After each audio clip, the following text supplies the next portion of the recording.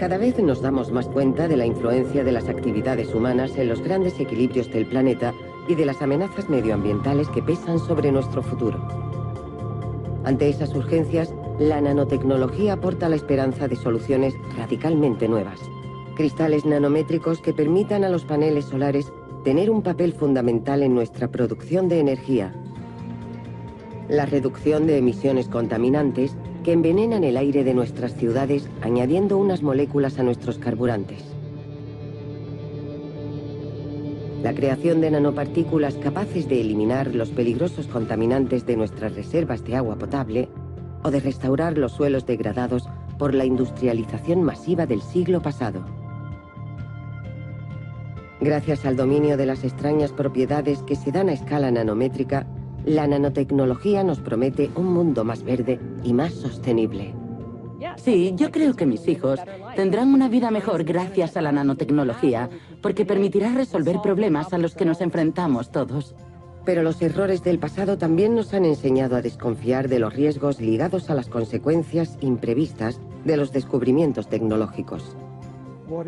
Lo nuevo es la construcción deliberada de esas partículas minúsculas para darles múltiples propiedades totalmente nuevas y la incertidumbre que conlleva en cuanto a los riesgos potenciales para el medio ambiente y la salud.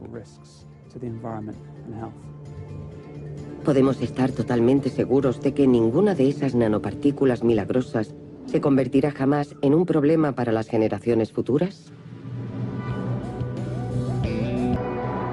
Hace casi 30 años, la invención de nuevos microscopios abrió a los investigadores las puertas de una dimensión inexplorada. La dimensión nano, la milmillonésima parte del metro, el mundo invisible de los átomos y las moléculas. A esa escala, la materia manifiesta propiedades sorprendentes. Poder explotarlas prometía una nueva revolución, la de la nanotecnología. Un avance radical que ampliaría los límites de prácticamente todas las tecnologías actuales. Ahora, la vanguardia de los productos fruto de esas investigaciones está saliendo de los laboratorios y entrando en nuestras vidas. ¿Pero esa revolución anunciada está cumpliendo sus promesas?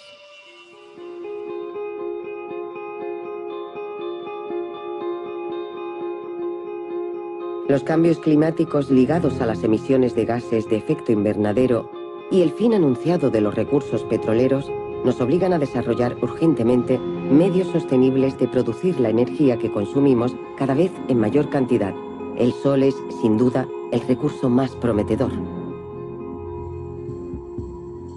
La cantidad de energía que llega a la Tierra en una hora bastaría para cubrir nuestras necesidades durante un año si fuéramos capaces de captar toda esa energía y transformarla en electricidad. Los paneles fotovoltaicos de silicio han hecho grandes progresos en los últimos años, pero no consiguen una relación coste-eficacia que les permita competir con los demás medios de producción de energía.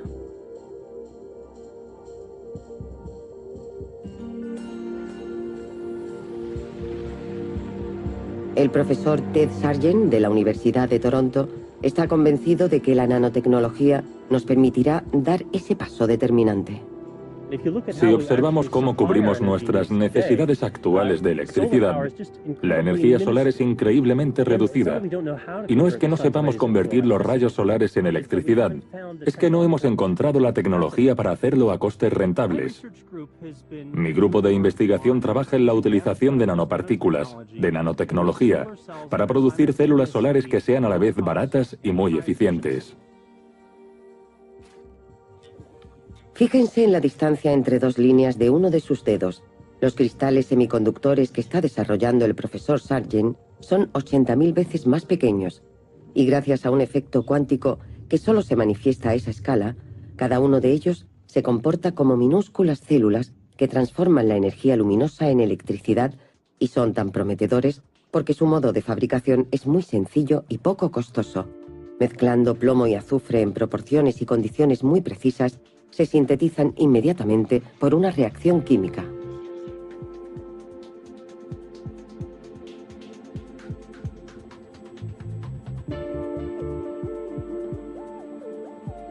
Cada una de esas reacciones produce enormes cantidades de nanopartículas, miles de millones de nanocristales listos para aplicar sobre un soporte y crear una célula solar de estado sólido.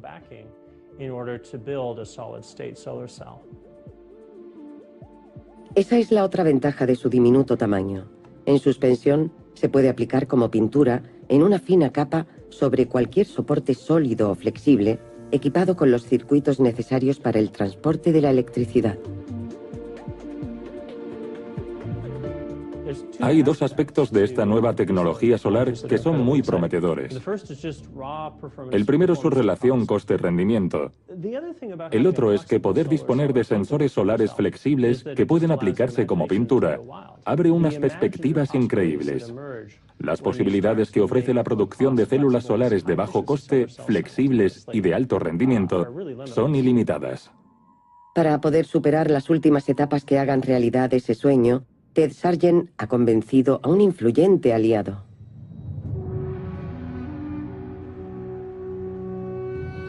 Estamos en Arabia Saudí. Este país es el mayor exportador de petróleo del mundo. Pero si pensamos en la cantidad de sol que bombardea cada día su desierto, el potencial que supone en cuanto a energía solar es sencillamente gigantesco. Para anticiparse al agotamiento del maná petrolero, el rey Abdalá decidió invertir masivamente en el desarrollo tecnológico. Mandó construir a un ritmo acelerado un oasis intelectual en medio de las dunas, la Universidad Rey Abdalá de Ciencia y Tecnología, o KAUST. El coste de esa visión, $12.000 millones. Entre los proyectos que ha decidido apoyar esta universidad, el de Ted Sargent ocupa un buen lugar.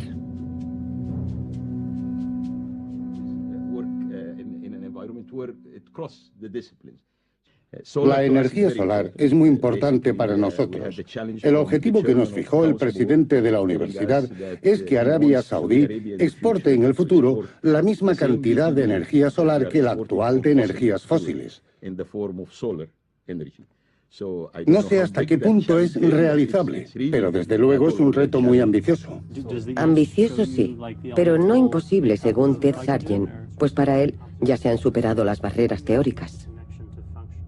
Creo que la situación es prácticamente la misma que en los años 50, cuando la gente empezó a preguntarse si era posible enviar un hombre a la Luna. Vieron que no había ningún obstáculo teórico, no había ninguna ley de la física que impidiera que ocurriera, así que se convirtió en un reto tecnológico. Un reto asociado a la posibilidad de repercusiones económicas fabulosas. Actualmente el mercado de la energía supone $9 billones. No creo que haya ningún sector económico más importante, y es algo de lo que apenas nos damos cuenta, lo damos por hecho. Ted Sargent ha venido a presentar otra ventaja de sus nanocristales en la tecnología actual. Permiten captar la energía del conjunto del espectro luminoso. La mitad de la energía solar se encuentra en las frecuencias infrarrojas y la otra mitad en el espectro visible. Mis investigaciones se basan en la idea de que para crear células solares eficaces es necesario convertir la energía de todo el espectro luminoso. Y para conseguirlo, utiliza una propiedad típica de las partículas de dimensión nanométrica. Según su tamaño y su forma, reaccionan a diferentes partes del espectro luminoso. Uno de los fenómenos típicos de la nanotecnología es nuestra capacidad de ajustar las propiedades de la materia, gracias al llamado efecto dimensional cuántico. Igual que al cambiar la longitud de una cuerda de guitarra cambiamos su tonalidad, al modificar las dimensiones de nuestras partículas, cambiamos las frecuencias luminosas que absorberán. Por eso, en mi laboratorio, cuando sintetizamos 3 lotes diferentes de nanopartículas, podemos hacer que cada uno reaccione a una parte diferente del espectro luminoso. Podemos crear partículas optimizadas para captar la luz visible y otras para el espectro infrarrojo y apilarlas unas sobre otras.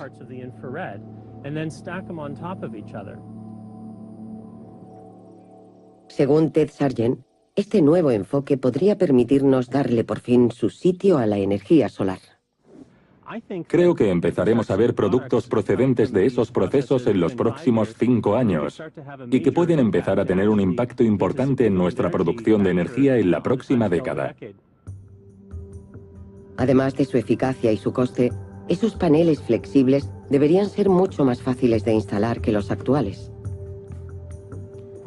Una de las mayores ventajas de esta nueva tecnología es que permitirá instalar paneles solares en todas partes. Como serán baratos, nadie dudará desplegarlos por toda la superficie de los edificios.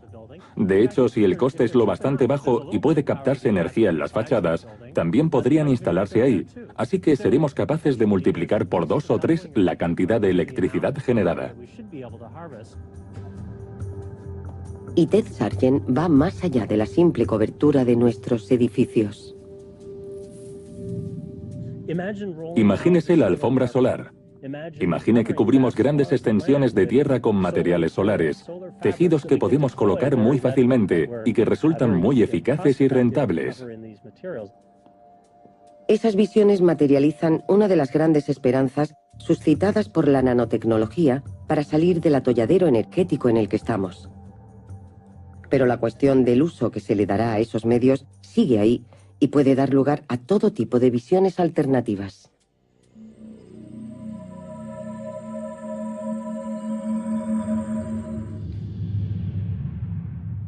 A lo largo de mi existencia, he visto cambios que jamás hubiera imaginado. La electricidad, por ejemplo. Para mi nieto, no hay duda, viene de los globos. Por mucho que le diga que no siempre ha sido así, le cuesta creerlo. Le cuesta creer en el carbón, en el petróleo, e incluso en la gran penuria que hubo después, cuando colocábamos aquellos paneles solares en nuestras casas. Yo todavía utilizo el mío. Es rudimentario, pero nunca me ha fallado. Tampoco ha conocido la edad de oro de los paneles flexibles y de la pintura. Eran extraordinarios. De repente cada uno podía producir toda la electricidad que necesitara. Estaba bien, pero no duró. En las ciudades, enseguida faltó superficie. Entonces se inventaron los globos. Sam fue el primero del barrio en tenerlos. Siempre tenía que ser el primero en todo. Al principio parecía una idea excelente, pero enseguida aparecieron los problemas. ¡Sam! ¡Aparta esos malditos globos! ¡Le tapan el sol a mi panel! ¡Ya no tengo agua caliente! Oye, la luz del sol es para todos. ¿Por qué no te compras unos globos? ¿Qué? ¡Me está robando la energía! Yo no he hecho nada. Es el progreso. No seas tan retrógrado. Ya verás lo que hago con tu progreso. Ya vale. ¡Cállate, ladrón de sol! ¡Para!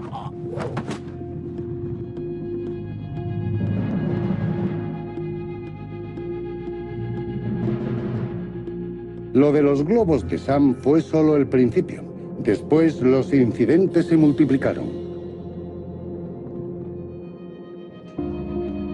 Y algunos vieron enseguida los beneficios que podían sacar de la situación. Aparecieron los grandes globos colectores.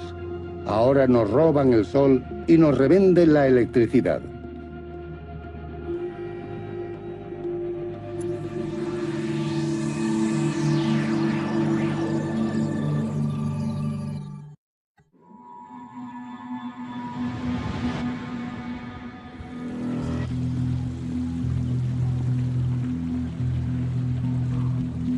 El otro gran problema al que regiones enteras del planeta podrían tener que enfrentarse en el futuro es el acceso al agua potable.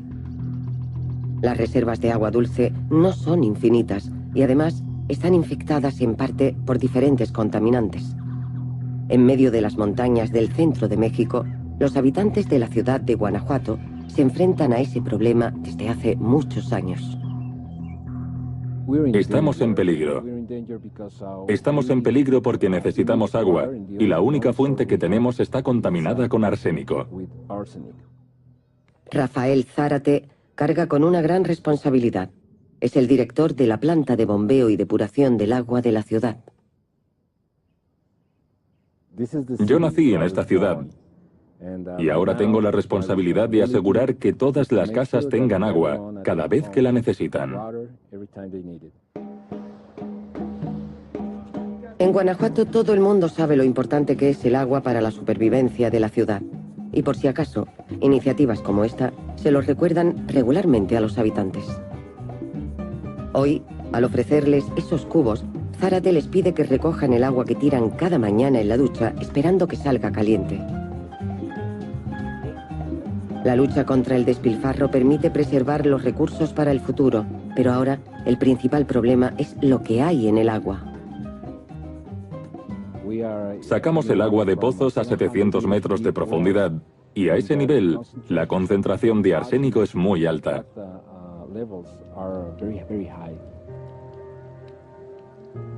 El arsénico provoca un envenenamiento progresivo que provoca cánceres letales y, sin embargo, más de 55 millones de personas en todo el mundo se ven obligadas a beber un agua contaminada de modo natural por ese producto. La razón principal es que el arsénico presente en el agua es extremadamente difícil de eliminar con los métodos actuales. El agua que sale de nuestra planta es muy limpia, pero no conseguimos eliminar el arsénico. Y la tecnología que existe hoy en día para hacerlo es demasiado cara para nosotros.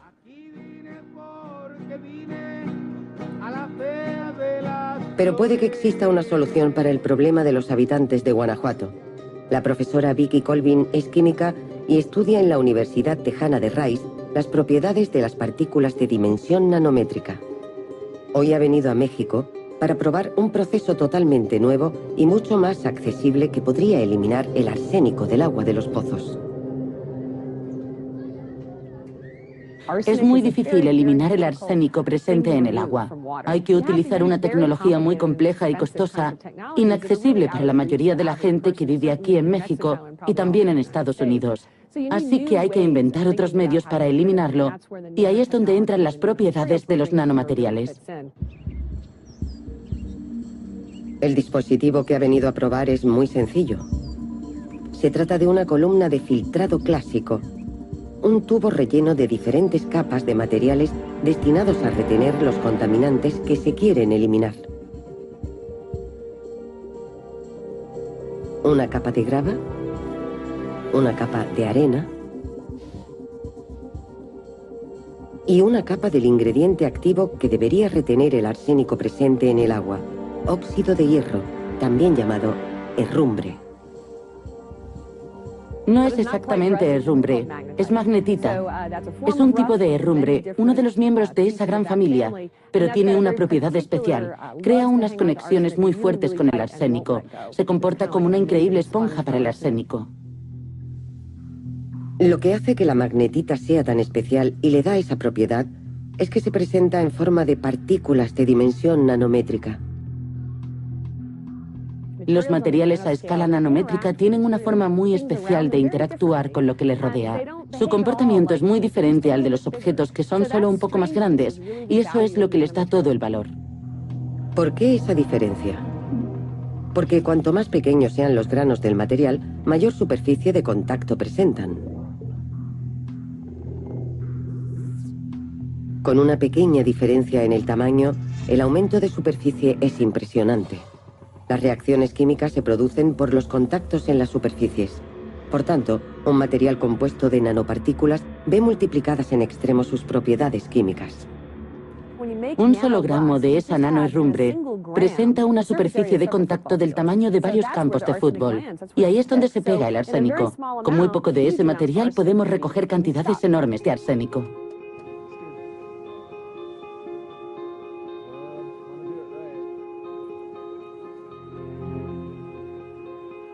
Este tratamiento debería permitir eliminar la totalidad del arsénico gracias a la gigantesca superficie de contacto del material. Y si funciona, significa que se necesitarán cantidades muy pequeñas para depurar el agua durante días y días, y hasta puede que meses. Eso es lo que buscamos, una solución económica y sencilla que resuelva el problema. Esperamos filtrar 10.000 litros de agua con solo medio kilo de magnetita. Venga, ciérralo bien. Si la columna de pruebas consigue los resultados que se esperan, será factible aplicar este tratamiento a toda el agua de la ciudad. Una solución aún más prometedora, ya que si esas nanopartículas han necesitado grandes inversiones para su puesta a punto, ahora se pueden producir con medios sencillos y a partir de ingredientes fácilmente accesibles. La nanotecnología suena a algo complejo que solo puede hacerse en un laboratorio muy aséptico, pero en realidad no es así. Ya tenemos ese conocimiento de cómo hacer nuestros materiales exactamente como los queremos. Ahora estamos trabajando en la manera de hacerlos accesibles, no solo en el costo, para posibilitar que las comunidades que están utilizando los materiales los puedan fabricar ellas mismas. Esos materiales podrían hacerse en una cocina si fuera necesario. Para probar su eficacia, el dispositivo se instala en la fuente del agua contaminada. Bombeamos el agua contaminada del pozo directamente a nuestra columna de filtrado. El agua que pasa por la columna se analizará en el laboratorio y en caso de éxito, el mismo principio podrá aplicarse a otros contaminantes problemáticos. El arsénico es el primero que probamos, pero la misma idea básica de enorme superficie y fuerte reactividad química de las nanopartículas se puede aplicar para eliminar los virus del agua, el mercurio y todo tipo de contaminantes peligrosos para la salud.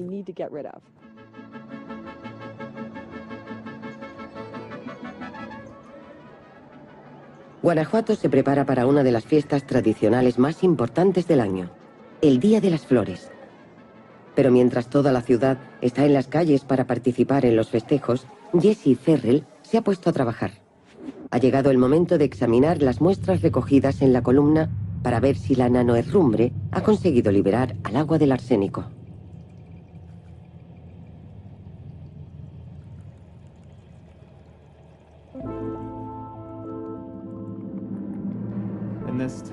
En esta prueba, el arsénico contenido en el agua se transforma en gas, y ese gas reacciona con las tiras de prueba que hay sobre los frascos. Así que estas tiras cambiarán de color según la concentración de arsénico del agua.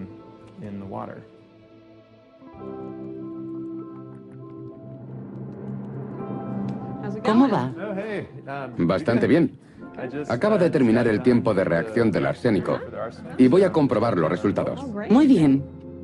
Para Vicky Colvin y Rafael Zárate es el momento de la verdad. ¿Las nanopartículas habrán conseguido captar todo el arsénico presente en el agua? ¿Eso es el antes?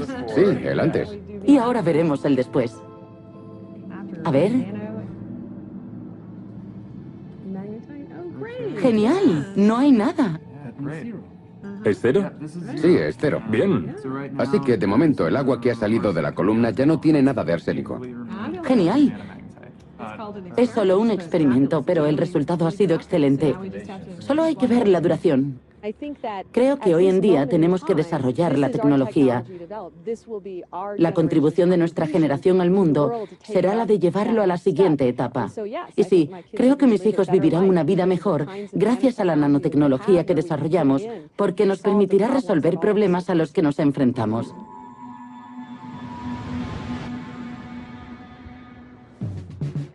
El arsénico en el agua es un problema de origen natural, pero hay otros que no lo son. Estamos en Edimburgo, Escocia, en un bonito día de primavera. Una imagen idílica y, sin embargo, una amenaza invisible planea en el aire.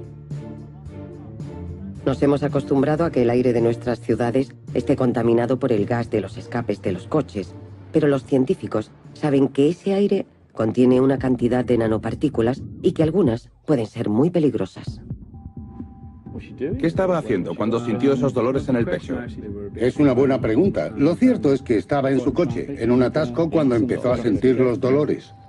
El doctor David Newby es cirujano cardiovascular y cada día cuando va a la enfermería real evita cuidadosamente las calles donde la circulación es demasiado densa. Vemos a muchos pacientes que llegan a nuestra unidad coronaria con problemas de corazón, con ataques que pueden ser mortales. Y cuando investigamos qué hacían en las horas previas al ataque, es hasta 2 o 3 veces más probable que estuvieran circulando.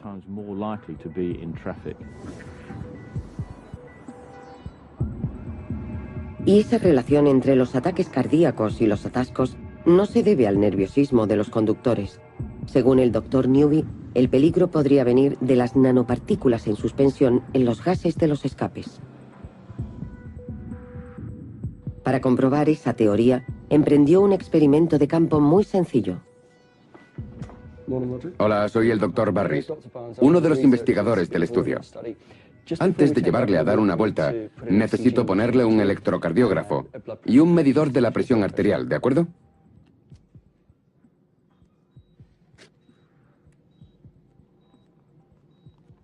¿Se encuentra bien? Sí, aunque parezco Frankenstein con todas estas cosas encima. Sí, no es el primero que lo dice.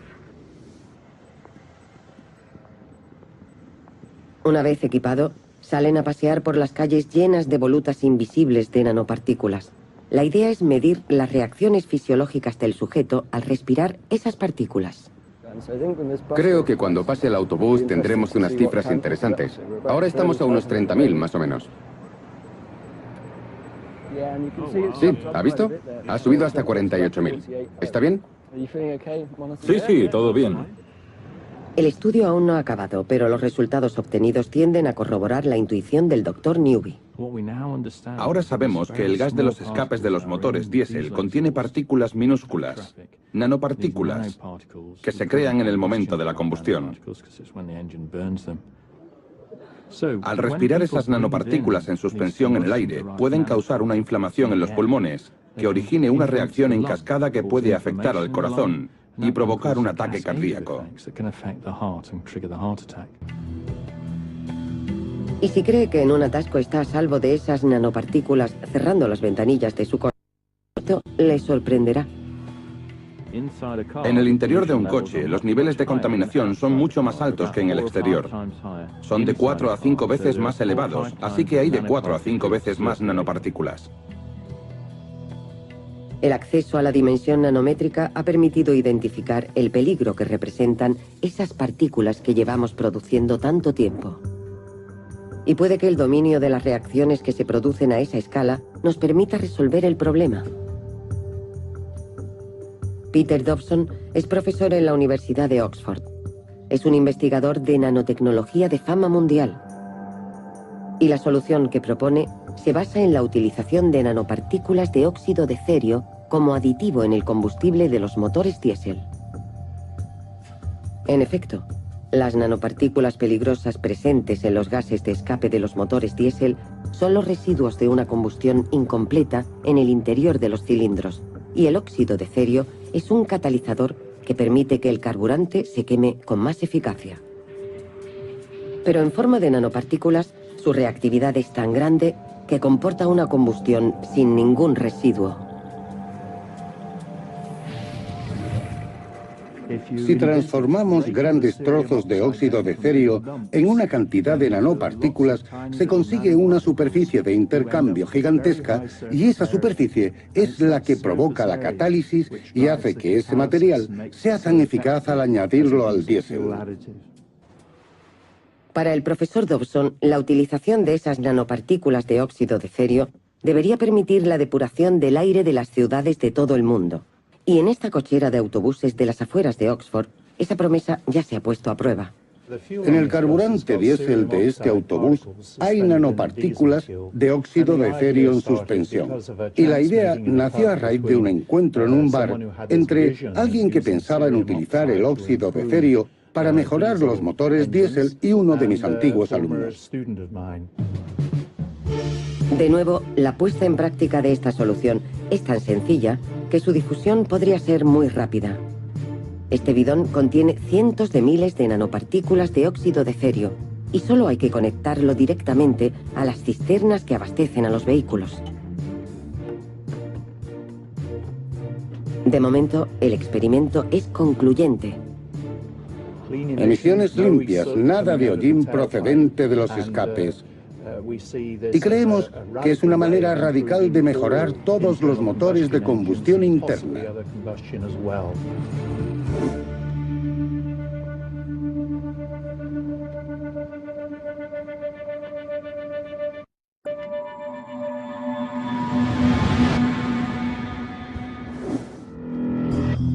Descontaminar el agua, reducir nuestros vertidos nocivos en el aire. Las posibilidades que ofrece la extraordinaria reactividad química de las nanopartículas son impresionantes. De hecho, ya se utilizan para reparar las consecuencias de algunos errores asociados al desarrollo industrial del siglo pasado. El profesor Dennis O'Carroll está aquí con sus alumnos para intentar limpiar el subsuelo de esta antigua fábrica industrial de unos productos que ahora sabemos que representan una grave amenaza para el medio ambiente. Al otro lado del edificio había un aparcamiento donde limpiaban los camiones y las herramientas con tricloroetileno, un disolvente que suele utilizarse para desengrasar.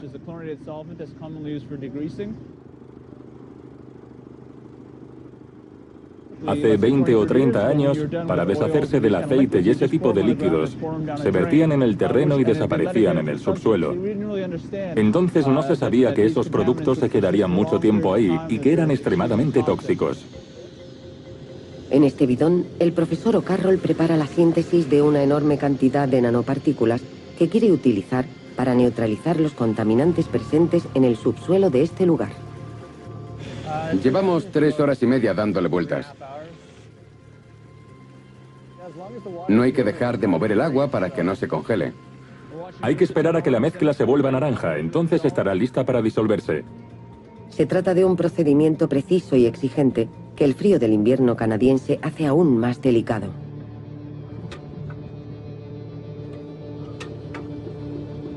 Pero retrasar la operación la habría complicado aún más. Estamos congelados.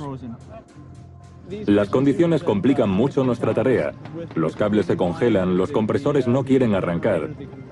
Pero bueno, la contaminación se desplaza en esta dirección, por aquí. Así que cuanto más esperemos, por ejemplo, si esperamos 6 meses, estará mucho más abajo. Así que preferimos hacerlo lo más rápido posible. Pero la temperatura no es su única preocupación. La reacción que permite sintetizar las nanopartículas genera un peligroso producto secundario, hidrógeno. Hasta que no lo metamos en ese recipiente totalmente cerrado, hay que tener mucho cuidado. Por eso nos mantenemos a distancia. Ha llegado el momento. Vamos a inyectar el último producto en el recipiente de síntesis y se volverá negro. Si no se vuelve negro, verán unas cuantas caras preocupadas por aquí. A la hora señalada, y sin una explosión espectacular, se crean millones de nanopartículas en unos segundos. Como ven, ya no es amarillento ni anaranjado. Esos son las nanopartículas. Entre 400 y 420 millones. ¿En cuántos segundos? 8. 8 segundos, es una locura, ¿eh? Las nanopartículas ya están listas para inyectarse en el suelo. Bueno, hemos metido las partículas en este conducto y ahora estoy vigilando de cerca el nivel del agua porque no queremos que suba y se desborde. Se mete por aquí y se dirige hacia ese pozo de ahí. Y me voy a quedar cerca por si sube, como un geyser. Una vez en el suelo, estas partículas provocan una reacción que neutralizará el tricloroetileno, privando a cada molécula de uno de sus átomos de cloro.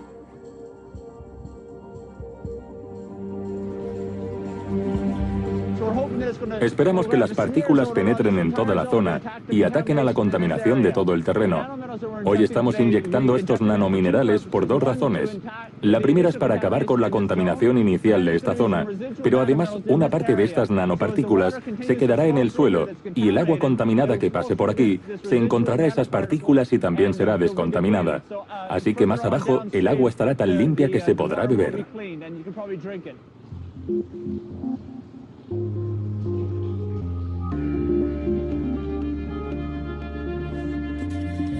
Se calcula que hay casi 400.000 lugares contaminados como este en toda Norteamérica.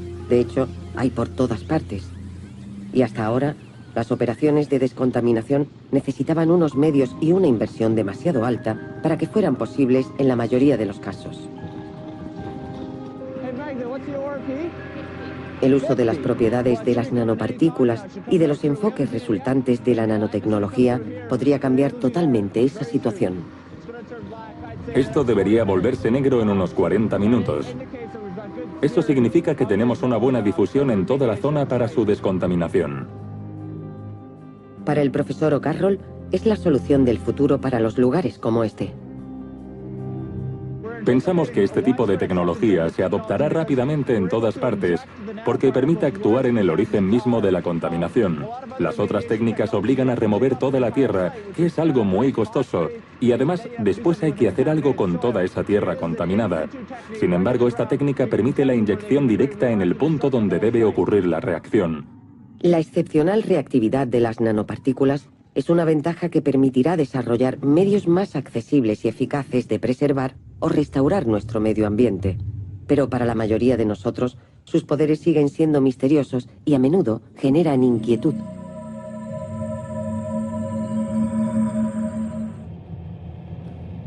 Hoy las cosas no son tan sencillas como parecen. Este parque, por ejemplo. Me voy a jugar, hasta luego. Yo vivo justo al lado y vengo casi todos los días cuando viene mi nieto. A él le encanta. Podría pasarse el día entero aquí. Pero cuando me compré el piso, era un desguace enorme. Y antes una fábrica, creo. De hecho, por eso pude comprarlo. A la gente no le gusta vivir cerca de un sitio así. Pero yo tuve suerte. Poco después de llegar, se eligió este solar para formar parte de un programa de descontaminación. Se prohibió el acceso durante bastante tiempo y nadie sabía exactamente lo que hacían. Debo decir que el resultado fue espectacular. Fue como magia. Era formidable ver jugar a los niños en este sitio, sabiendo lo que había sido poco antes.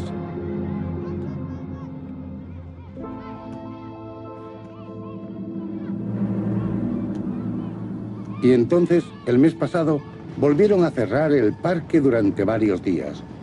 Y los funcionarios volvieron para recoger muestras. En ese momento, los antinanos iniciaron su acción. La verdad es que sus octavillas daban bastante miedo. Al principio no les presté mucha atención, pero después empecé a pensar, ¿y si había algo de verdad en todo eso? Puede ser una tontería, pero ya no estoy tan tranquilo cuando veo correr a Alan por el parque.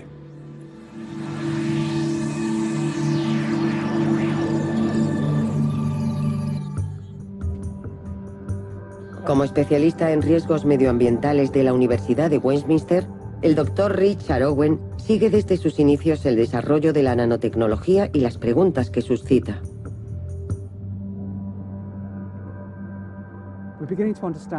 Estamos empezando a comprender mejor cómo interactúan las nanopartículas con el medio ambiente, pero su comportamiento es muy complejo. Lo importante es reconocer que no hay nada infalible y que a veces nuestra tecnología puede salir mal, pero no tiene por qué, si se desarrolla de manera responsable. Y ese es el reto al que nos enfrentamos ahora, con la que es sin duda la tecnología más prometedora del siglo XXI. La pregunta más importante que se plantea la gente es, ¿la nanotecnología es inofensiva? Es muy prometedora, pero ¿es segura? ¿Creará nuevos problemas para el futuro? ¿Como el amianto, por ejemplo? El ejemplo del amianto y del descubrimiento tardío de sus dramáticas consecuencias está en mente de todos. Ken Donaldson es toxicólogo en la Universidad de Edimburgo. Este especialista en partículas lleva mucho tiempo estudiando un nuevo nanomaterial milagroso, los nanotubos de carbono, precisamente por su parecido con las fibras de amianto. Empezamos a interesarnos por los nanotubos de carbono porque son largos y finos como el amianto. El amianto se presenta en forma de fibras muy finas que pueden estar en suspensión en el aire y que al respirarlas provocan daños en los pulmones. Y los nanotubos de carbono también los podemos respirar. Una vez en los pulmones, ahora conocemos las terribles consecuencias que pueden provocar las largas fibras de amianto. Una vez en los pulmones, las fibras de amianto no pueden salir. Se quedan atascadas y provocan inflamaciones y después un cáncer llamado mesotelioma. Es un tipo de cáncer especialmente mortal. El desenlace es siempre fatal y entre el diagnóstico y el fallecimiento suele pasar solo un año. Sin embargo, para él, El mero hecho de conocer esa estructura similar de los nanotubos de carbono debería permitir evitar consecuencias del mismo tipo. La cuestión de los riesgos es una de las mayores preocupaciones de los gobiernos y los legisladores, pero creo que es poco probable que la exposición a las nanopartículas provoque una epidemia como la causada por el amianto. Pero aunque la vigilancia ayude a eliminar los riesgos directos para nuestro organismo, la cuestión del impacto de las nanopartículas en el medio ambiente es mucho más difícil de contrastar. Eso es lo que le preocupa al profesor Mark Wisner de la Universidad de Duke. Se entregó un premio Nobel por el desarrollo del DDT, porque permitiría acabar con el paludismo. Lo que nosotros intentamos hacer con la nanotecnología es evitar ese tipo de decepciones, evitar ese tipo de consecuencias para el medio ambiente. Lo que hacemos aquí es comprobar el comportamiento de los nanomateriales en entornos muy complejos.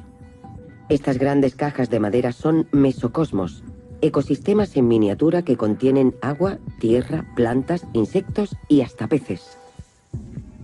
Los alumnos del profesor Wisner los rocían con nanopartículas de plata, que actualmente se utilizan como antibacterias en todo tipo de productos. Al utilizar esos productos, esas partículas van a los desagües y al final acaban en una planta de tratamiento de aguas residuales. Esa planta separará el agua limpia de todos los sedimentos y residuos sólidos que se obtengan en el proceso. Y después, los sedimentos de las plantas de tratamiento suelen utilizarse como abono para la agricultura. Una de las cosas que estudiamos aquí es qué pasa cuando se utilizan en la tierra. ¿Cuánto tiempo se quedan? ¿A dónde van? ¿A qué organismos afectan? Cada mes, los alumnos de Wisner vienen a tomar una muestra de agua en estos mesocosmos para ver cómo se comportan las nanopartículas con el tiempo.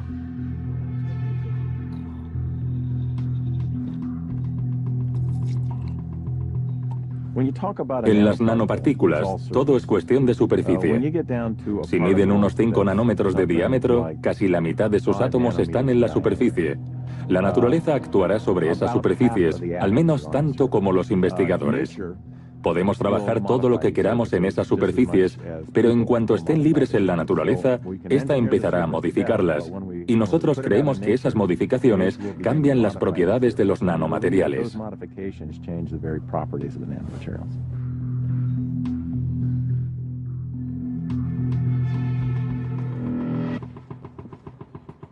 Las muestras de agua se llevan al laboratorio donde el profesor Cole Matson analiza su toxicidad. El objetivo es comprender qué pasa cuando esas partículas creadas por el hombre se encuentran en la naturaleza, cómo reaccionan, cómo se desplazan, si acaban desapareciendo o modificando su entorno.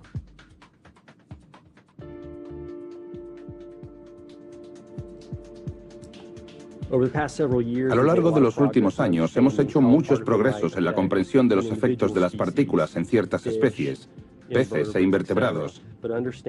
Pero en cuanto al efecto que tienen en la totalidad de un ecosistema o en toda la parte microbiana de una cadena alimentaria, aún estamos en los inicios de la investigación.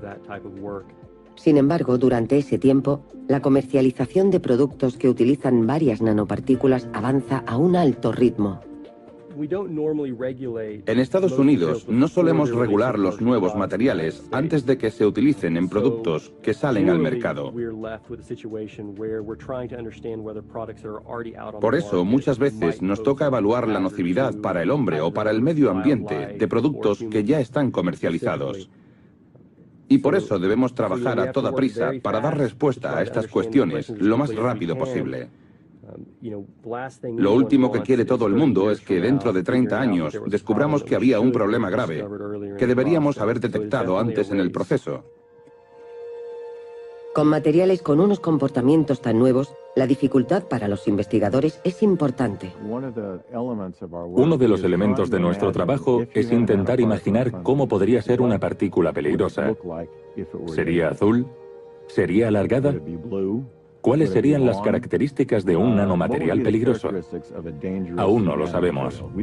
No sabemos qué tipo de nanomateriales se van a inventar, no sabemos cómo se utilizarán y no sabemos dónde los encontraremos. Aún hay muchísimas incógnitas. Al cambiar la escala de nuestra intervención sobre la materia, la nanotecnología ha abierto un campo gigantesco.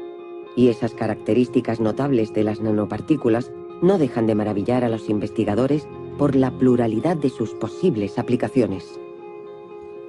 Pensar en la nanotecnología para mí, y supongo que para la mayoría de mis colegas, es un ejercicio continuo. No podemos apartarla de la cabeza. No dejamos de pensar en las posibles aplicaciones de los materiales con los que trabajamos. Cuando nos encontramos con un problema, siempre nos preguntamos cómo podría arreglarlo la nanotecnología.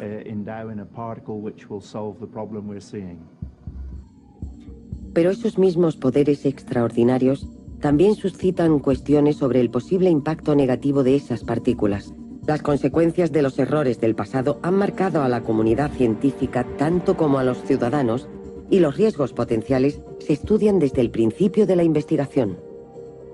Lo que nos caracteriza como seres humanos es ese apetito por avanzar e innovar.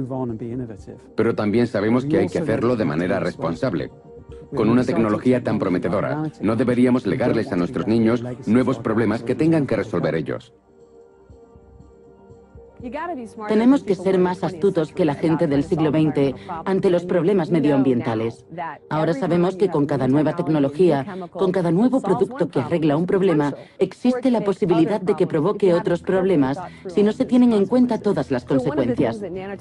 Pero la nanotecnología es una de las primeras tecnologías emergentes que se ha planteado cuestiones medioambientales y de salud mucho antes de su uso generalizado. Forma parte de la cultura de nuestra comunidad científica el crear esos materiales de forma responsable desde las primeras etapas, y esa manera de hacer las cosas forma parte integrante de lo que es la nanotecnología.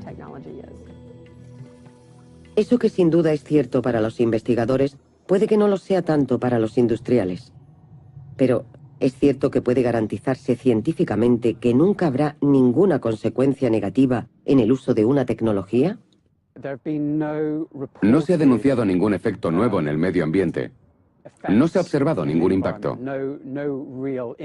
De hecho, ni siquiera hemos detectado muchas de esas partículas fabricadas por el hombre en el medio ambiente. Desde mi punto de vista, no es que hayamos demostrado que son peligrosas o que comportan riesgos. Es que no lo sabemos. Me sorprendería que no hubiera ninguna consecuencia imprevista que consiguiera pasar la criba de nuestros experimentos. No podemos preverlo todo, pero podemos reducir la incertidumbre y limitar el impacto. Según unos cálculos recientes, solo para que las nanopartículas que ya están en el mercado estadounidense pasaran las pruebas de seguridad, se necesitarían entre 30 y 50 años y casi $1.000 millones. Es difícil calcular cuánto tiempo se necesitaría para saber si los nanomateriales representan un riesgo para el medio ambiente o la salud. Pero sin duda se necesitarían varias décadas. Se necesitarían décadas solo para comprender los que ya están ahí y poder basar nuestras decisiones en esa información.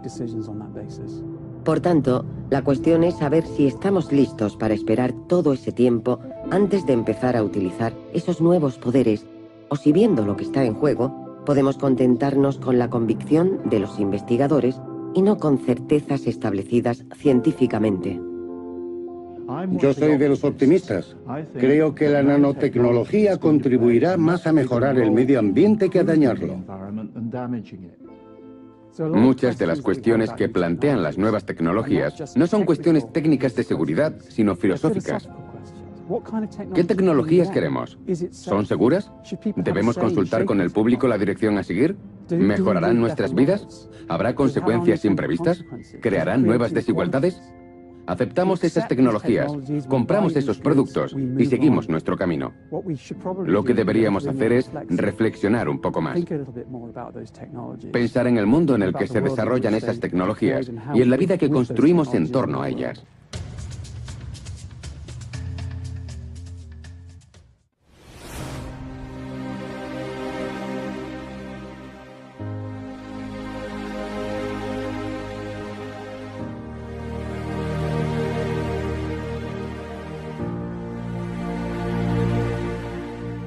Último producto en el recipiente de síntesis y se volverá negro. Si no se vuelve negro, verán unas cuantas caras preocupadas por aquí. A la hora señalada, y sin una explosión espectacular, se crean millones de nanopartículas en unos segundos. Como ven, ya no es amarillento ni anaranjado. Esos son las nanopartículas. Entre 400 y 420 millones. ¿En cuántos segundos? 8. 8 segundos, es una locura, ¿eh? Las nanopartículas ya están listas para inyectarse en el suelo. Bueno, hemos metido las partículas en este conducto y ahora estoy vigilando de cerca el nivel del agua porque no queremos que suba y se desborde. Se mete por aquí y se dirige hacia ese pozo de ahí. Y me voy a quedar cerca por si sube, como un geyser. Una vez en el suelo, estas partículas provocan una reacción que neutralizará el tricloroetileno, privando a cada molécula de uno de sus átomos de cloro.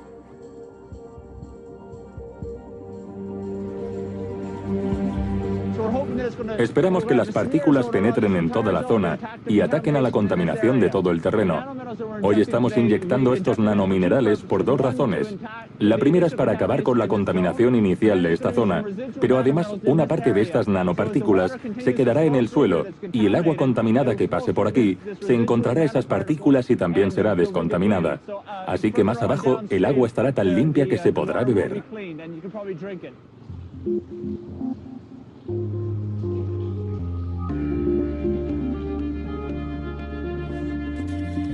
Se calcula que hay casi 400.000 lugares contaminados como este en toda Norteamérica. De hecho, hay por todas partes.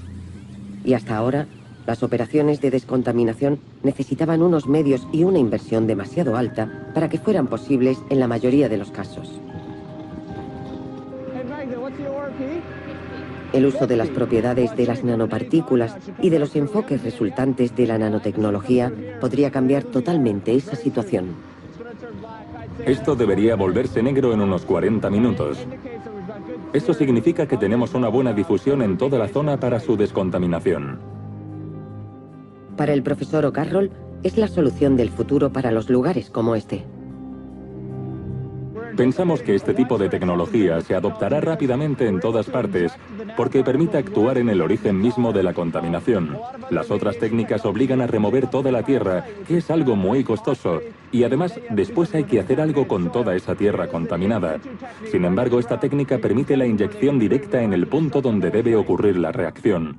La excepcional reactividad de las nanopartículas es una ventaja que permitirá desarrollar medios más accesibles y eficaces de preservar o restaurar. Actúan las nanopartículas con el medio ambiente, pero su comportamiento es muy complejo. Lo importante es reconocer que no hay nada infalible y que a veces nuestra tecnología puede salir mal, pero no tiene por qué, si se desarrolla de manera responsable. Y ese es el reto al que nos enfrentamos ahora, con la que es sin duda la tecnología más prometedora del siglo XXI. La pregunta más importante que se plantea la gente es, ¿la nanotecnología es inofensiva? Es muy prometedora, pero ¿es segura? ¿Creará nuevos problemas para el futuro, como el amianto, por ejemplo?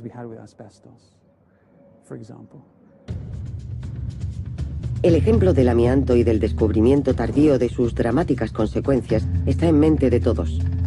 Ken Donaldson es toxicólogo en la Universidad de Edimburgo. Este especialista en partículas lleva mucho tiempo estudiando un nuevo nanomaterial milagroso, los nanotubos de carbono, precisamente por su parecido con las fibras de amianto.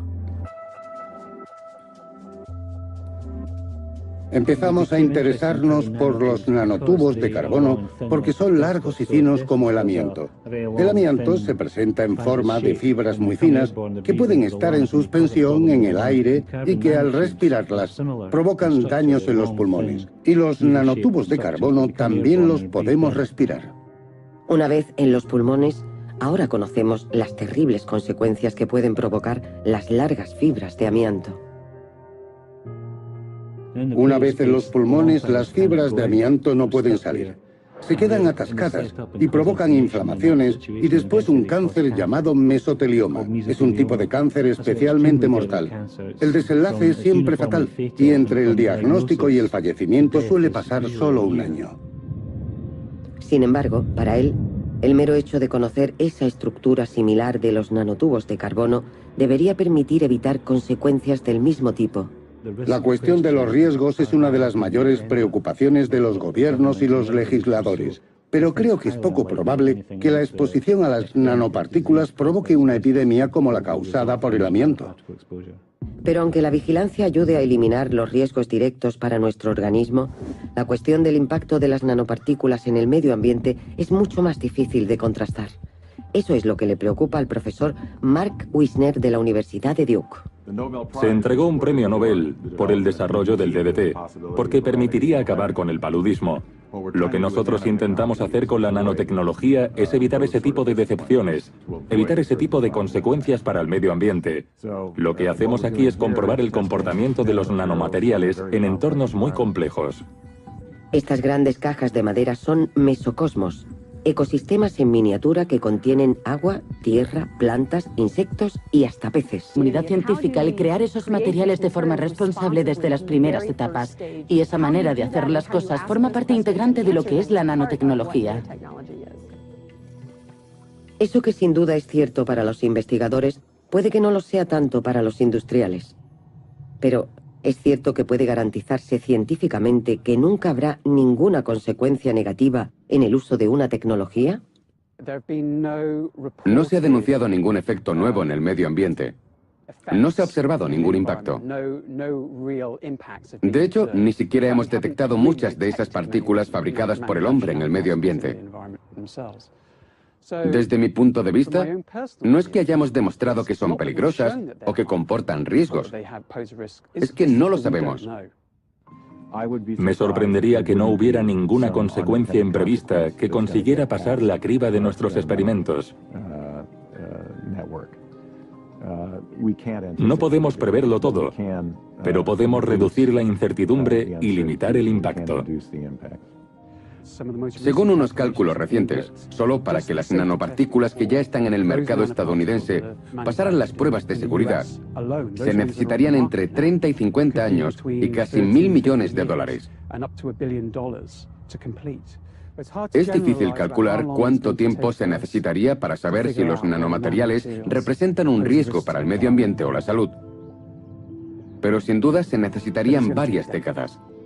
Se necesitarían décadas solo para comprender los que ya están ahí y poder basar nuestras decisiones en esa información.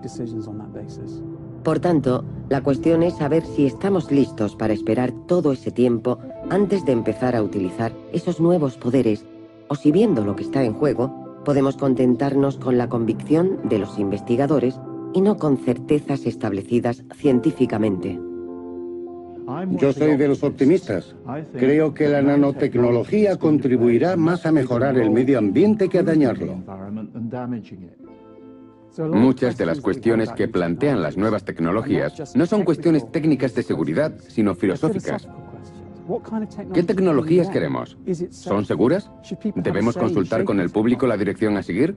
¿Mejorarán nuestras vidas? ¿Habrá consecuencias imprevistas? ¿Crearán nuevas desigualdades? Aceptamos esas tecnologías, compramos esos productos y seguimos nuestro camino.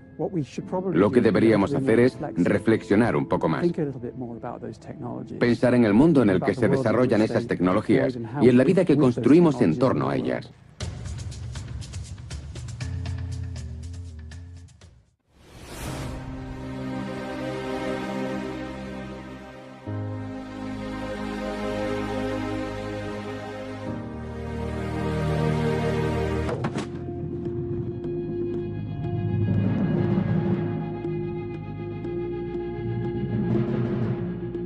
Lo de los globos de Sam fue solo el principio. Después los incidentes se multiplicaron. Y algunos vieron enseguida los beneficios que podían sacar de la situación. Aparecieron los grandes globos colectores. Ahora nos roban el sol y nos revenden la electricidad.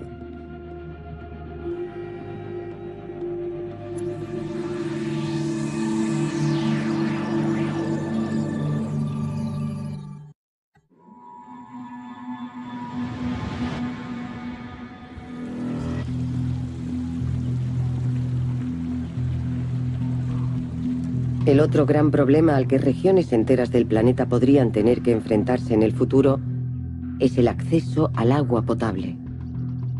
Las reservas de agua dulce no son infinitas y además están infectadas en parte por diferentes contaminantes. En medio de las montañas del centro de México, los habitantes de la ciudad de Guanajuato se enfrentan a ese problema desde hace muchos años. Estamos en peligro. Estamos en peligro porque necesitamos agua y la única fuente que tenemos está contaminada con arsénico. Rafael Zárate carga con una gran responsabilidad. Es el director de la planta de bombeo y depuración del agua de la ciudad. Yo nací en esta ciudad y ahora tengo la responsabilidad de asegurar que todas las casas tengan agua cada vez que la necesitan. En Guanajuato todo el mundo sabe lo importante que es el agua para la supervivencia de la ciudad. Y por si acaso, iniciativas como esta se los recuerdan regularmente a los habitantes. Hoy, al ofrecerles esos cubos, Zárate les pide que recojan el agua que tiran cada mañana en la ducha esperando que salga caliente. La lucha contra el despilfarro permite preservar los recursos para el futuro, pero ahora el principal problema es lo que hay en el agua. Sacamos el agua de pozos a 700 metros de profundidad y a ese nivel la concentración de arsénico es muy alta.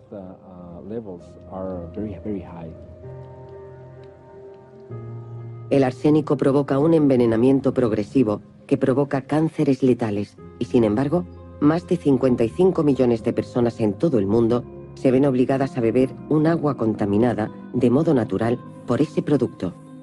La razón principal es que el arsénico presente en el agua es extremadamente difícil de eliminar con los métodos actuales.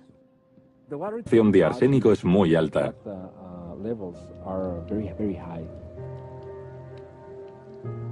El arsénico provoca un envenenamiento progresivo que provoca cánceres letales y, sin embargo, más de 55 millones de personas en todo el mundo se ven obligadas a beber un agua contaminada de modo natural por ese producto.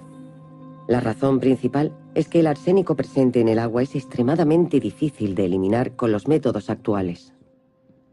El agua que sale de nuestra planta es muy limpia, pero no conseguimos eliminar el arsénico. Y la tecnología que existe hoy en día para hacerlo es demasiado cara para nosotros.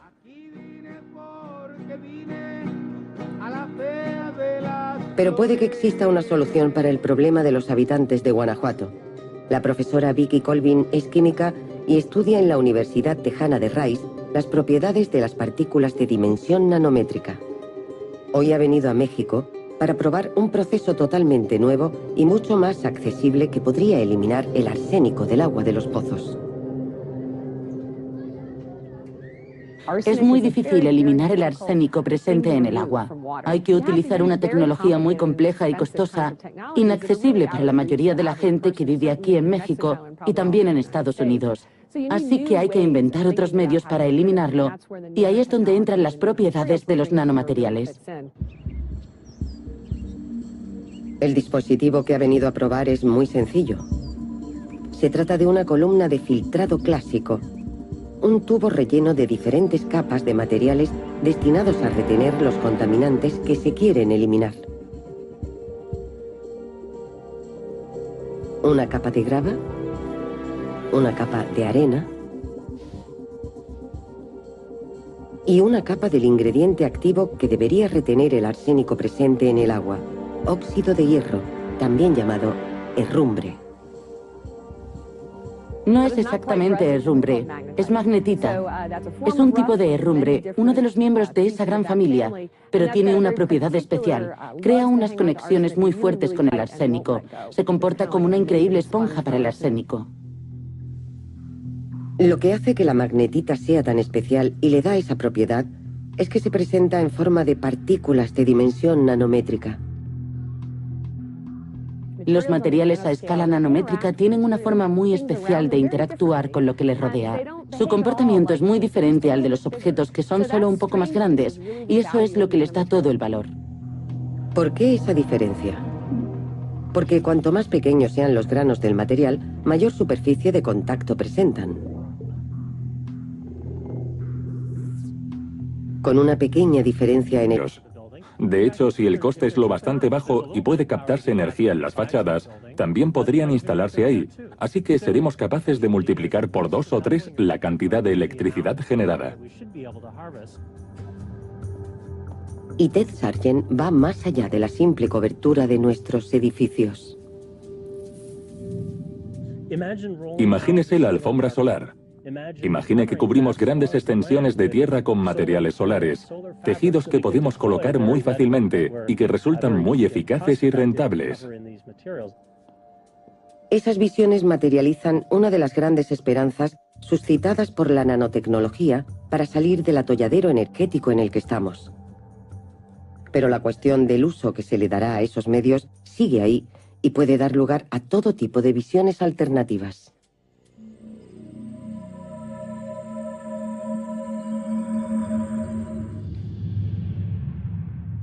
A lo largo de mi existencia, he visto cambios que jamás hubiera imaginado.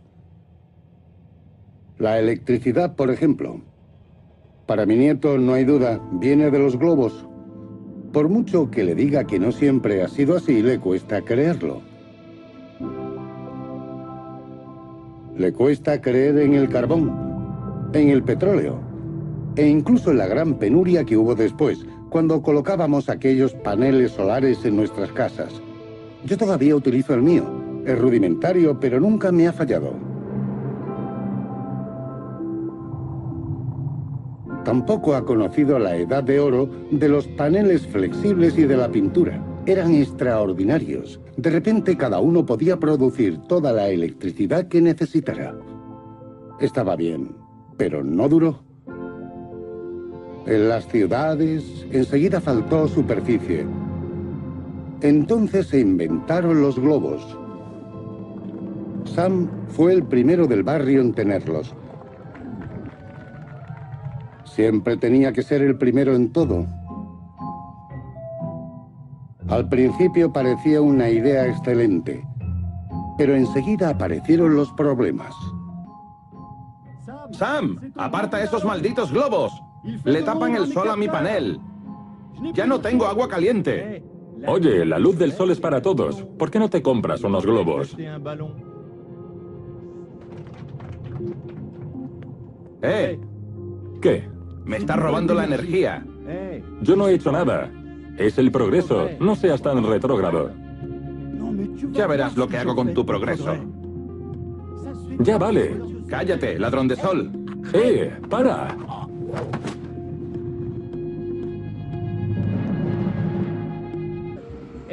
Se mete por aquí y se dirige hacia ese pozo de ahí.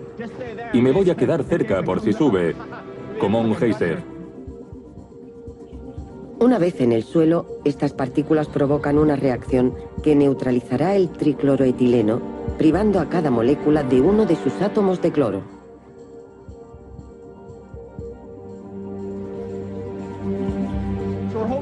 Esperamos que las partículas penetren en toda la zona y ataquen a la contaminación de todo el terreno. Hoy estamos inyectando estos nanominerales por 2 razones. La primera es para acabar con la contaminación inicial de esta zona, pero además una parte de estas nanopartículas se quedará en el suelo y el agua contaminada que pase por aquí se encontrará esas partículas y también será descontaminada. Así que más abajo el agua estará tan limpia que se podrá beber.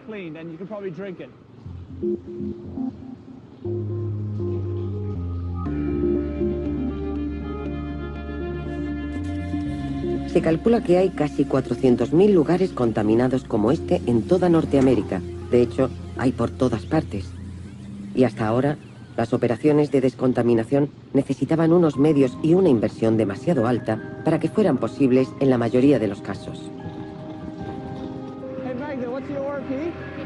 El uso de las propiedades de las nanopartículas y de los enfoques resultantes de la nanotecnología podría cambiar totalmente esa situación. Esto debería volverse negro en unos 40 minutos. Esto significa que tenemos una buena difusión en toda la zona para su descontaminación. Para el profesor O'Carroll, es la solución del futuro para los lugares como este.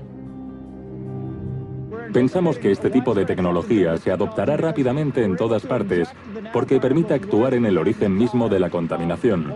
Las otras técnicas obligan a remover toda la tierra, que es algo muy costoso, y además después hay que hacer algo con toda esa tierra contaminada. Sin embargo, esta técnica permite la inyección directa en el punto donde debe ocurrir la reacción. La excepcional reactividad de las nanopartículas es una ventaja que permitirá desarrollar medios más accesibles y eficaces de preservar o restaurar nuestro medio ambiente. Pero para la mayoría de nosotros, sus poderes siguen siendo misteriosos y a menudo generan inquietud.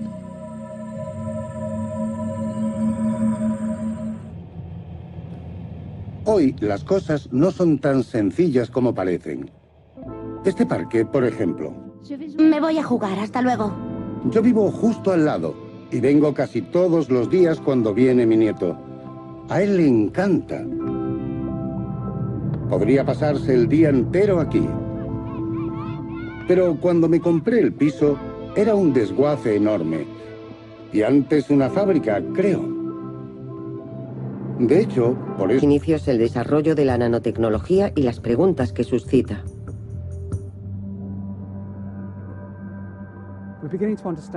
Estamos empezando a comprender mejor cómo interactúan las nanopartículas con el medio ambiente, pero su comportamiento es muy complejo. Lo importante es reconocer que no hay nada infalible y que a veces nuestra tecnología puede salir mal, pero no tiene por qué, si se desarrolla de manera responsable. Y ese es el reto al que nos enfrentamos ahora, con la que es sin duda la tecnología más prometedora del siglo XXI.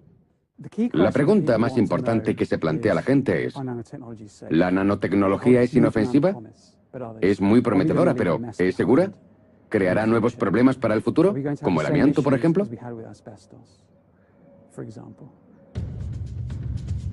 El ejemplo del amianto y del descubrimiento tardío de sus dramáticas consecuencias está en mente de todos. Ken Donaldson es toxicólogo en la Universidad de Edimburgo. Este especialista en partículas lleva mucho tiempo estudiando un nuevo nanomaterial milagroso, los nanotubos de carbono, precisamente por su parecido con las fibras de amianto. Empezamos a interesarnos por los nanotubos de carbono porque son largos y finos como el amianto. El amianto se presenta en forma de fibras muy finas que pueden estar en suspensión en el aire y que al respirarlas provocan daños en los pulmones. Y los nanotubos de carbono también los podemos respirar. Una vez en los pulmones, ahora conocemos las terribles consecuencias que pueden provocar las largas fibras de amianto. Una vez en los pulmones, las fibras de amianto no pueden salir. Se quedan atascadas y provocan inflamaciones y después un cáncer llamado mesotelioma. Es un tipo de cáncer especialmente mortal. El desenlace es siempre fatal y entre el diagnóstico y el fallecimiento suele pasar solo un año. Sin embargo, para él, el mero hecho de conocer esa estructura similar de los nanotubos de carbono debería permitir evitar consecuencias del mismo tipo. La cuestión de los riesgos es una de las mayores preocupaciones de los gobiernos y los legisladores, pero creo que es poco probable que la exposición a las nanopartículas provoque una epidemia como la causada por el amianto. Pero aunque la vigilancia ayude a eliminar los riesgos directos para nuestro organismo, la cuestión del impacto de las nanopartículas en el medio ambiente es mucho más difícil de contrastar. Eso es lo que le preocupa al profesor Mark Wisner de la Universidad de Duke. Se entregó un premio Nobel por el desarrollo del DDT, porque permitiría acabar con el paludismo. Lo que nosotros intentamos hacer con la nanotecnología es evitar ese tipo de decepciones, evitar ese tipo de consecuencias para el medio ambiente. Lo que hacemos aquí es comprobar el comportamiento de los... que vive aquí en México y también en Estados Unidos. Así que hay que inventar otros medios para eliminarlo, y ahí es donde entran las propiedades de los nanomateriales. El dispositivo que ha venido a probar es muy sencillo. Se trata de una columna de filtrado clásico, un tubo relleno de diferentes capas de materiales destinados a retener los contaminantes que se quieren eliminar. Una capa de grava, una capa de arena y una capa del ingrediente activo que debería retener el arsénico presente en el agua, óxido de hierro, también llamado herrumbre. No es exactamente herrumbre, es magnetita. Es un tipo de herrumbre, uno de los miembros de esa gran familia, pero tiene una propiedad especial. Crea unas conexiones muy fuertes con el arsénico. Se comporta como una increíble esponja para el arsénico. Lo que hace que la magnetita sea tan especial y le da esa propiedad es que se presenta en forma de partículas de dimensión nanométrica. Los materiales a escala nanométrica tienen una forma muy especial de interactuar con lo que les rodea. Su comportamiento es muy diferente al de los objetos que son solo un poco más grandes, y eso es lo que les da todo el valor. ¿Por qué esa diferencia? Porque cuanto más pequeños sean los granos del material, mayor superficie de contacto presentan. Con una pequeña diferencia en el tamaño, el aumento de superficie es impresionante. Las reacciones químicas se producen por los contactos en las superficies. Por tanto, un material compuesto de nanopartículas ve multiplicadas en extremo sus propiedades químicas. Un solo gramo de esa nanoherrumbre presenta una superficie de contacto del tamaño de varios campos de fútbol. Y ahí es donde se pega el arsénico. Con muy poco de ese material podemos recoger cantidades enormes de arsénico.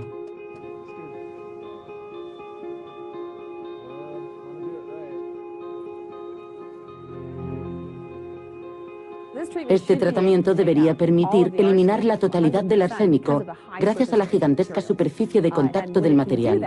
Y si funciona, significa que se necesitarán cantidades muy pequeñas para depurar el agua durante días y días, y hasta puede que meses. Eso es lo que buscamos, una solución económica y sencilla que resuelva el problema. Esperamos filtrar 10.000 litros de agua con solo medio kilo de magnetita. Venga, ciérralo bien. Si la columna de pruebas consigue los resultados que se esperan, será factible aplicar este tratamiento a toda el agua de la ciudad. Una solución aún más prometedora, ya que si esas nanopartículas han necesitado grandes inversiones para su puesta a punto, ahora se pueden producir con medios sencillos y a partir...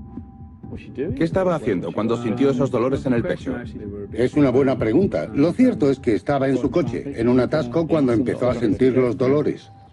El doctor David Newby es cirujano cardiovascular y cada día cuando va a la enfermería real evita cuidadosamente las calles donde la circulación es demasiado densa. Vemos a muchos pacientes que llegan a nuestra unidad coronaria con problemas de corazón, con ataques que pueden ser mortales. Y cuando investigamos qué hacían en las horas previas al ataque, es hasta 2 o 3 veces más probable que estuvieran circulando.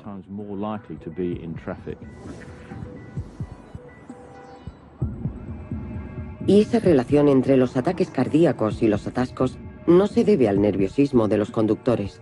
Según el doctor Newby, el peligro podría venir de las nanopartículas en suspensión en los gases de los escapes.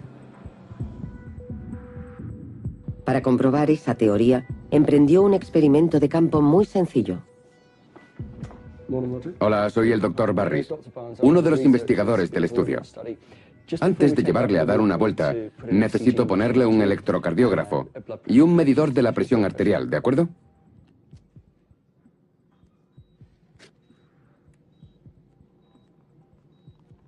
¿Se encuentra bien? Sí, aunque parezco Frankenstein con todas estas cosas encima. Sí, no es el primero que lo dice. Una vez equipado, salen a pasear por las calles llenas de volutas invisibles de nanopartículas. La idea es medir las reacciones fisiológicas del sujeto al respirar esas partículas. Creo que cuando pase el autobús tendremos unas cifras interesantes. Ahora estamos a unos 30.000 más o menos. Sí, ¿ha visto? Ha subido hasta 48.000. ¿Está bien? Sí, todo bien. El estudio aún no ha acabado, pero los resultados obtenidos tienden a corroborar la intuición del doctor Newby. Ahora sabemos que el gas de los escapes de los motores diésel contiene partículas minúsculas, nanopartículas, que se crean en el momento de la combustión. Al respirar esas nanopartículas en suspensión en el aire, pueden causar una inflamación en los pulmones, que origine una reacción en cascada que puede afectar al corazón y provocar un ataque cardíaco. Y si cree que en un atasco está a salvo de esas nanopartículas cerrando las ventanillas de su coche, le sorprenderá. En el interior de un coche, los niveles de contaminación son mucho más altos que en el exterior. Son de 4 a 5 veces más elevados, así que hay de 4 a 5 veces más nanopartículas. El acceso a la dimensión nanométrica ha permitido identificar el peligro que representan esas partículas que llevamos y condiciones muy precisas se sintetizan inmediatamente por una reacción química.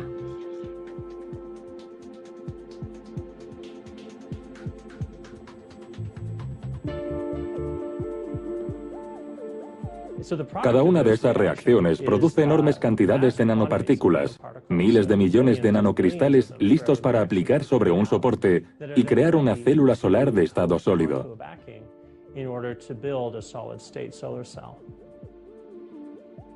Esa es la otra ventaja de su diminuto tamaño. En suspensión se puede aplicar como pintura en una fina capa sobre cualquier soporte sólido o flexible equipado con los circuitos necesarios para el transporte de la electricidad. Hay dos aspectos de esta nueva tecnología solar que son muy prometedores. El primero es su relación coste-rendimiento. El otro es que poder disponer de sensores solares flexibles que pueden aplicarse como pintura abre unas perspectivas increíbles. Las posibilidades que ofrece la producción de células solares de bajo coste, flexibles y de alto rendimiento son ilimitadas. Para poder superar las últimas etapas que hagan realidad ese sueño, Ted Sargent ha convencido a un influyente aliado.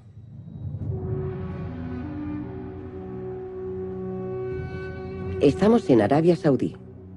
Este país es el mayor exportador de petróleo del mundo.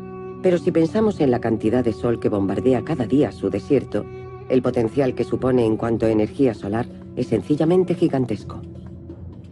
Para anticiparse al agotamiento del maná petrolero, el rey Abdalá decidió invertir masivamente en el desarrollo tecnológico.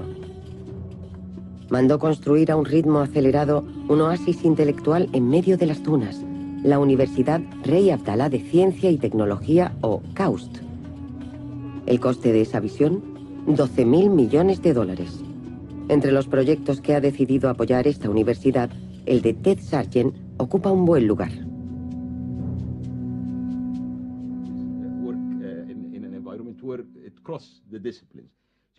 La energía solar es muy importante para nosotros.